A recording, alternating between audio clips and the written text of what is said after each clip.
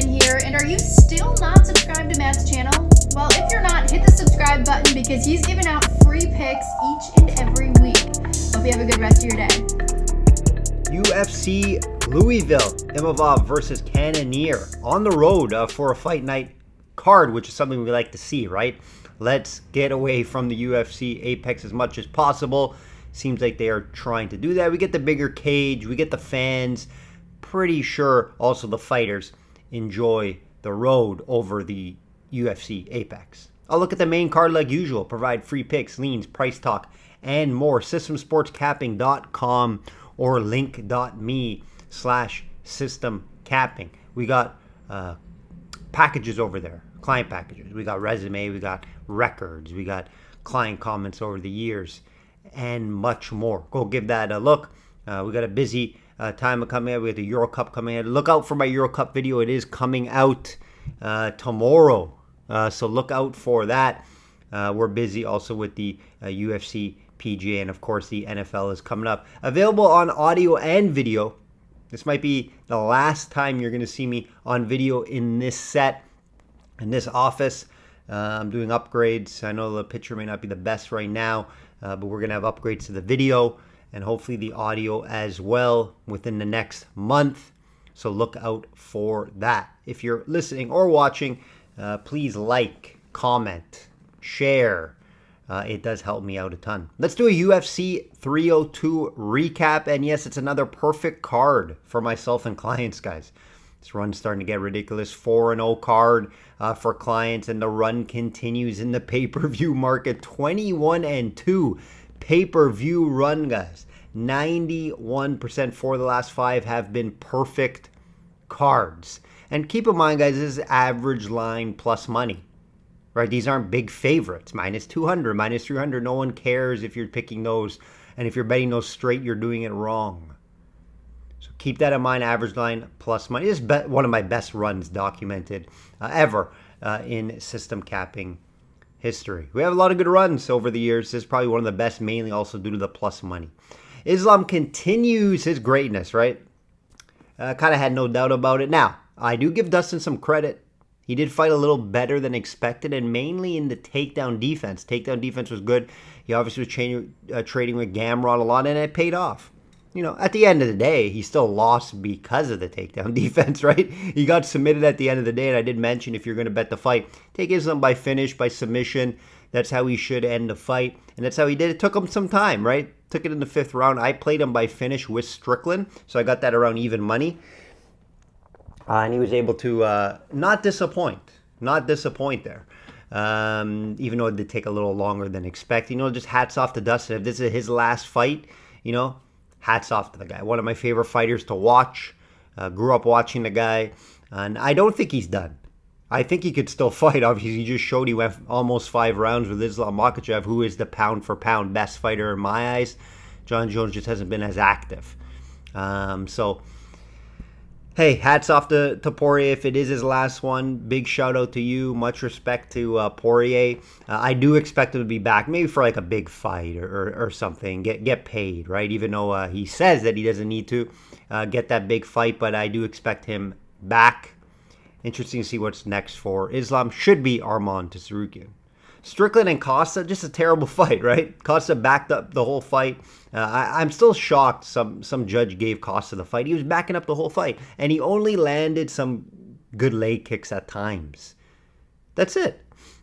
Now, I don't understand how a judge gave him the fight. Strickland dominated that fight in his style. He wanted to fight and come forward, and Costa backed up and backpedaled, I would say 80 to 90% of the fight. So, easy win there for Strickland in my eyes. I had him winning maybe 4 out of 5 rounds. I'll give Costa 1, sure. But he's just so hard to fight, Strickland. Ask Izzy, right? Ask a lot of these guys. I thought he won the DDP fight. Now, the only thing that goes against Strickland sometimes, he's not really a finisher. So he does fight in these close fights that, you know, the judges could get wrong, and they're sometimes hard to judge, even though Strickland does usually dictate the pace in these type of fights. So it's interesting. It's interesting to see when the judges, when it gets to the judges for these Strickland fights, because they are close, right? And he has lost close fights because of it. DDPs, you can see, that's one of them there, right? So keep in mind, with Strickland, if it doesn't get to the judges, it's scary. It's scary because you don't know how the judges are really looking at that pressure, and sometimes Strickland won't put up a ton of volume, even though he is dictating the pace, and he will get hit, right? He can get hit. It's just his defense is usually fairly good, even though he does look like he's getting hit, but some of the judges will not see that correctly. Okay, let's get into it. Shop around for best prices. Have access to multiple sports books, like I always mention. You get the best prop out there. You can get the best number out there. It's important to have multiple sports books, have funds in multiple sport books. I can't stress that enough. Let's get right into it. Cannonier, yes, plus 100 versus Imavov, minus 125. Now, you guys know, if you don't know, if you're new to this, I usually do my lines on Monday before looking at the lines at all, right? I like to do my own lines and then compare them to the market. And I had Cannonier favorite in this fight, so I had this flipped, minus 120, minus 130. Now, I think it would be a little higher if Cannonier wasn't coming off a bad injury, right? ACL tear, and that's why he pulled out in his last fight. Keep that in mind. So how is he going to come back from that at his age? That's a question. there. And that's why I can't, run to the window on Cannonier and be all excited at this plus 100, because I do believe that's why Imavov is favored here. Cannonier coming off the serious injury, how is he going to look? Especially if this fight goes deep or 5 rounds, and you expect this fight to go deeper in the fight. Both guys aren't really known for power or knocking out guys, even though, yes, Cannonier does have the power advantage in my eyes, but, both guys are more of decision-style type fighters, right? So how is Cannonier going to look in the 4th, 5th round, even though his cardio usually does look great, right? That's one thing you can give Cannonier over Imavov before the injury is Cannonier does have the cardio, does have the fitness, does have the power advantage. I think he's almost better everywhere than Imavov. Right? But that concern about how is he going to look when he comes back off that injury, right? How does it affect them, right? I'm not really high on Imavov. I think he's a pretty good fighter. He does have some decent wins, right? We got to mention them over Buckley and Dolitz. Those are pretty good wins, right? We see what Buckley's doing now. We know Dolitz is, solid top 10, top 15 guy.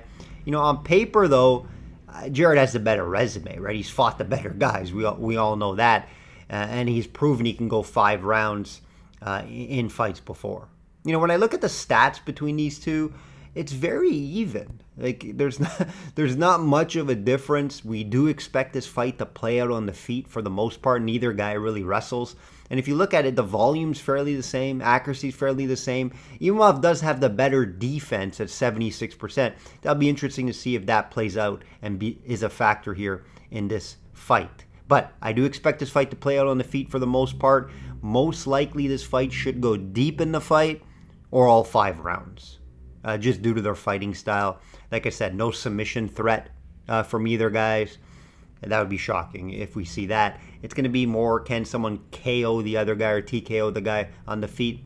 I don't really see it. I lean more a decision here in this fight, or a deeper fight, 4 or 5 rounds. And Cannonier, does that injury play a factor? It's a bad injury. How does he come back from it? I don't know. Nobody knows. So that's why there's some questions here. If I had to bet the fight, knowing the injury is nothing, I did watch some of his interviews. He says he's fine. I'm going to have to play Cannonier in the plus money here if I had to bet this fight. Is it going to make my client card? Probably not. But due to the money, the plus money, I have to bet Cannonier. And hopefully, right, that's the only problem. If you're betting it, I would suggest a smaller unit due to not knowing if the injury is going to play a factor here. Remember, he just pulled out against Roman Dolitz not too long ago. So keep that in mind, guys. He hasn't fought for, over a year as well. So question marks in this main event, but I would have to go with, I believe, is the better fighter is Cannonier. You're just hoping the injury is not a concern. Look who's back, guys. Dominic Reyes is back. He is back. He hasn't fought since 2022. He's plus 187 versus Jacoby minus 225. And when you look back at Reyes, right, like, he has one of the wildest careers, if you think of it. Fought John Jones. Some say he beat John Jones. Some say he beat John Jones. A lot of hype on Reyes, and then it just went downhill.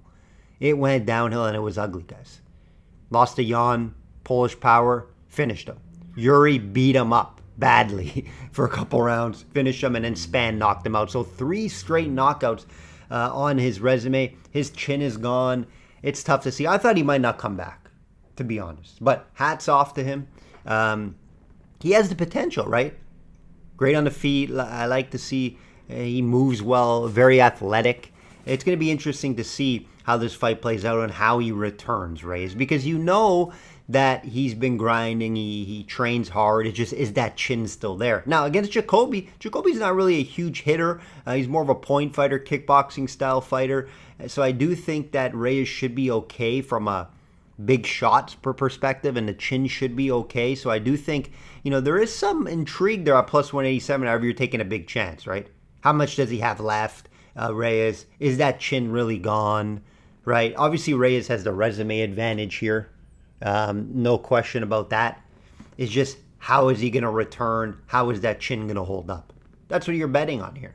Do you want to really take a chance on that? Now, at plus 187, if you're doing a smaller unit, I wouldn't call you crazy. I would never bet Jacoby at minus 225 against anybody. Like, I think he's a pretty good fighter, Jacoby. Just doesn't have that finishing killer instinct. Wrestling's really not there. More of just a striker. Reyes could sneak in some wrestling. Wouldn't be totally shocked if he did. Let's see what Reyes looks like. Back off, a 2 year, almost 2 years, right? So let's see how he looks after, all of this, right? Before, betting on him. But if you're going to take a shot at plus 187, smaller unit, I wouldn't call you nuts. But this could be a close fight. Again, Reyes could get chin checked. I don't really know how his chin is going to hold up, so I can't tell you that. But what I can tell you is there's a little value there, plus 187.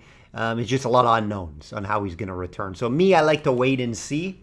But if I had to bet this fight, it only could be the value. I can't lay minus 225 on Jacoby. Roses Jr. minus 250 versus Tercios plus 200. Yes, Roses Jr. is back. Remember, this fight was scheduled. If you guys remember, this fight was scheduled, but Roses Jr. had to pull out due to health concerns or an illness. So keep that in mind here. I think he's okay now. Otherwise, he wouldn't be back in there. He's only 19, right? And a lot of hype around the guy. Just keep in mind that 250 price. It's tough to get to at a 19-year-old, right? He has shit in the bed before. He has screwed up before, right? When he fought, who did he fight? Rodriguez, right? Another prospect, and Rodriguez beat him up. So Roses Jr. has showed some cardio issues before. The minus 250 is not intriguing, but I do believe he has a good matchup here against Tercios. He's going to have a grappling advantage. He's going to be able to take him down as well. So I do believe Roses Jr. wins this fight. Again, minus 250. Yeah, I'm not excited about it. And it's tough to call the finish here. Tercios is very durable. Roses Jr. is not going to knock him out on the feet or anything, so it'd have to be by a submission, in my opinion. Maybe possibly a ground and pound TKO, but Tercios is durable.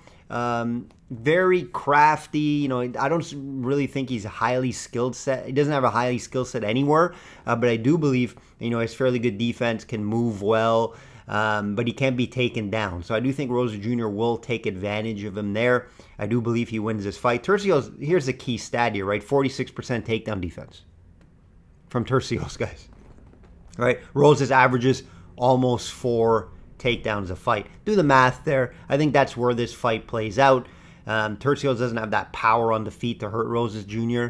I just don't see how Tercios wins this fight unless somehow he grinds out a decision win. But he's not going to get the takedowns to control Roses Jr. I don't think Roses Jr. is going to keep it on the feet long enough for Tercios to do any damage. So, yeah, it's Roses Jr.'s for me here. Again, 19. Keep that in mind. It's not all in on Roses Jr., but I do like him to get the job done. I do think the matchup is great.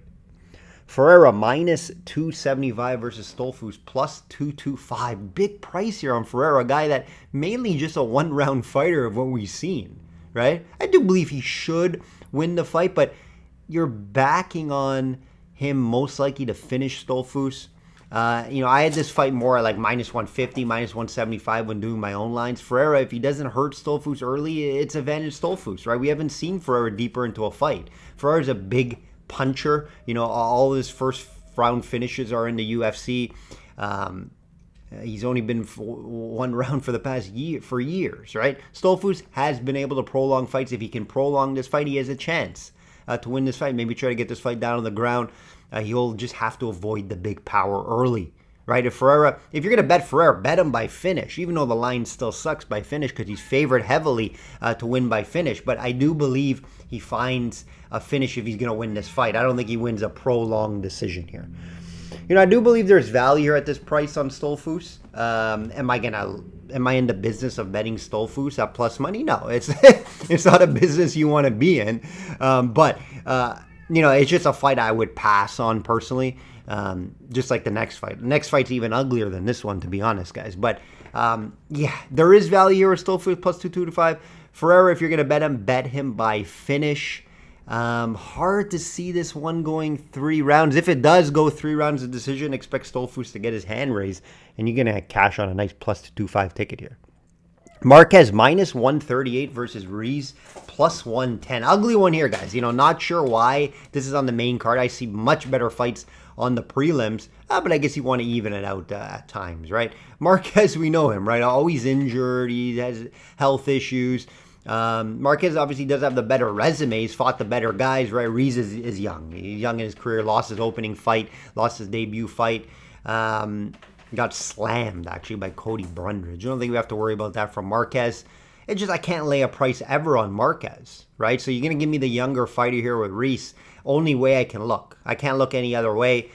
Give me Reis plus money. Not going to make my client card, but for video purposes, have to take Reis bounce back off the debut loss. Marquez just doesn't fight enough for me.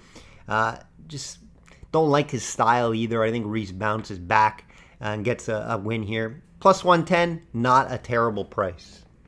Interesting one to open up the main card here, and Miguel Baez is back.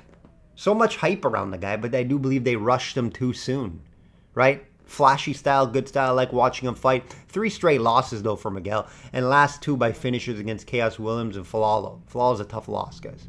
Serrano's coming down in weight for this fight. Watch the scales before you place a bet on this one. See how Serrano looks. Serrano was fairly like a bulkier guy, so he's going to come down and look a little skinnier. Is that power going to carry over? Back-to-back losses for him as well. So both guys are just looking for wins here. Serrano comes, he comes for your head. Big puncher. So Baez will need to be on full alert due to his chin issues. He has shown he has chin issues. So Baez needs to make this fight easy on him, and I do believe he needs to get the fight down on the ground. Now, he's not a big-time wrestler, but Soriano has terrible takedown defense. I don't think you have to be a big-time wrestler. 33% takedown defense, which is some of the worst guys. Even though Baez isn't known for that wrestling, I do think he can grapple. I think he has good grappling. He's fighting grappling tournaments. I think if he can get this fight down on the ground, he'd possibly maybe even find a submission. If you can get a big price on that, you may want to look that way instead of and avoid this big minus 200 price. Right? It's a tough price to get to on a guy who's struggling at minus 200. Definitely disagree with the price here, but I do like Baez to win this fight. Serrano coming down in weight. I'm not high on Serrano. He's a big punch guy or nothing in my eyes. Price sucks, right? But if Baez fights smart, he wins this fight.